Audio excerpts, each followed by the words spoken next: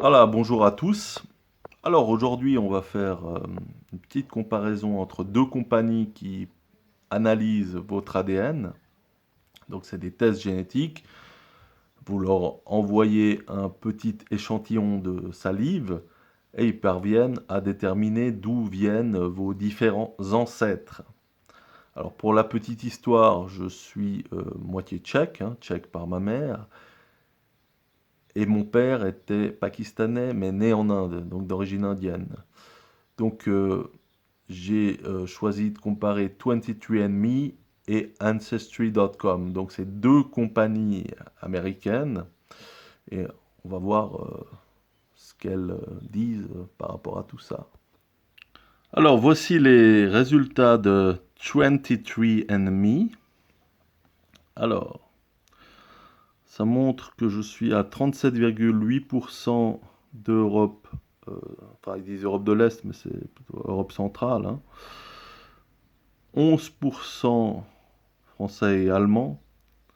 Alors il faut savoir que les Tchèques ont un patrimoine génétique germanique assez important, ce qui explique, et j'ai regardé d'ailleurs dans mon arbre généalogique, il y a beaucoup de noms allemands. 1,5% d'Espagnols et de Portugais,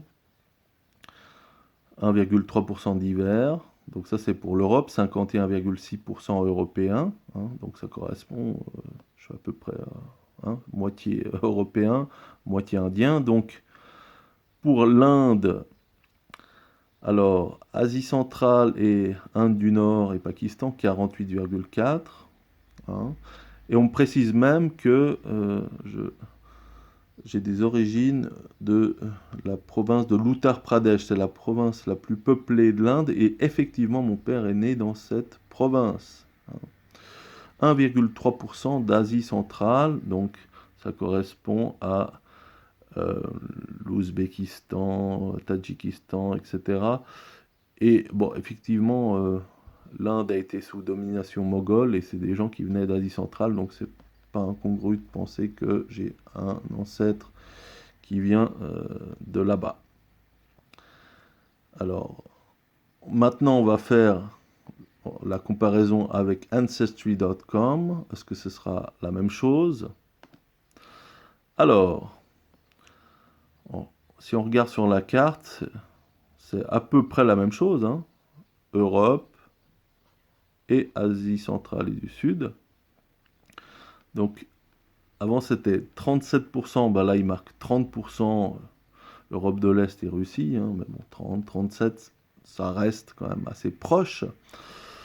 Alors là, la différence, alors oui, il y a 49% qui viennent d'Asie centrale et du Sud, comme l'autre, mais il accorde une proportion assez importante à l'Asie centrale.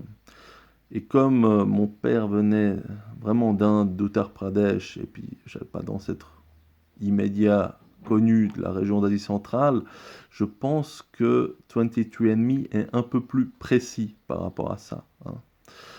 Sinon, l'Allemagne, 14%, donc avant c'était 11%. Ah là, il y a la Suède, il y a une petite nuance, et l'Italie du Nord, puis avant il montrait l'Espagne. Bon, après, il faut savoir que euh, les compagnies retrouvent des traces génétiques, mais ils ont peut-être des méthodes de calcul différents. Donc, mais globalement, les deux se ressemblent. Le petit plus de 23andMe, c'est que c'est beaucoup plus détaillé. Vous avez plusieurs. Vous avez les. Par exemple, on vous montre les variants Néandertal, vos ancêtres, là il y en a 262. Hein. C'est marqué que j'ai 81% de plus de Néandertal que les autres. Bon. Euh, on vous montre l'aplogroupe maternel, donc ça retrace la ligne féminine, patrimoine génétique féminin. Donc ça, c'est l'aplogroupe T2 qui est plutôt courant chez les clients de 23andMe. L'aplogroupe paternel, hein, qui se retrouve bien en Inde, celui-là, oui. Et il est un peu plus rare, hein, chez les clients, parce qu'il y a moins d'Indiens que d'Américains qui font ça. Donc, ouais, alors, ça c'est tout. Ça c'est un récapitulatif, hein, de mon patrimoine génétique. Alors, j'ai pas d'ancêtres africains, juifs ou chinois, etc. hein.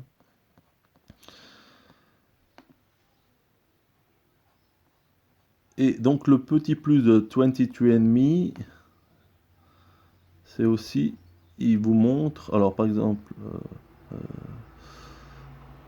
on peut voir dans le temps d'où venaient nos ancêtres. Alors, Inde du Nord et Europe de l'Est, ben, ça correspond, hein, au XXe siècle. Français et allemand, donc c'est plutôt allemand, hein, mais au XIXe siècle, oui, ça correspond. Asie centrale et Espagne et Portugal. On peut aussi voir par rapport aux 23 gènes, hein,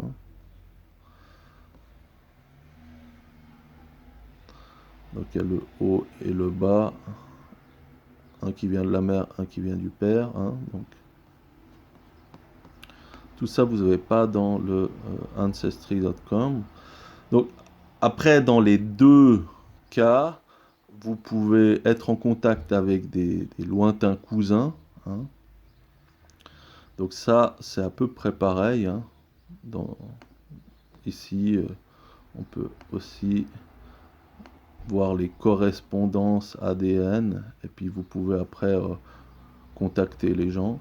Donc, mais je dirais, pour conclure, que 23andMe est un peu plus fouillé, hein. Il y a plus de détails, hein. Voilà, si vous hésitez entre les deux, choisissez plutôt 23andMe, même si le Ancestry.com est pas mal non plus, hein. Voilà. Merci.